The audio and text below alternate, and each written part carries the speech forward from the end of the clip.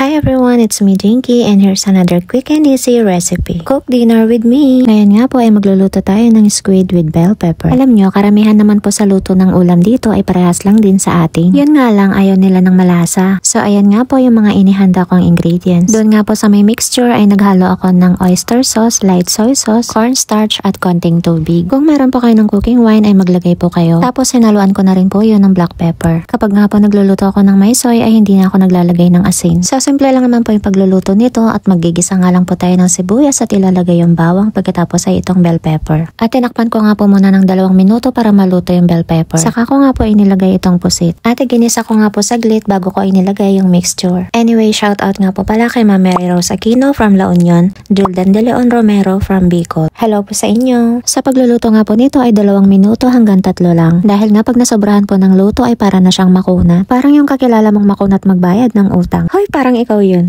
Pagkatapos nga po ng 3 minuto ay nilagay ko na yung spring onion at yung cilantro. At minekos-mekos ko nga po ng saglit. Nilagyan ko na nga ng konting sabaw dahil nga wala pa yung mga amo ko. Para naman hindi mukhang dry kapag kakain na kami. Tama na yung ikaw lang yung mukhang dry. Huy, charot!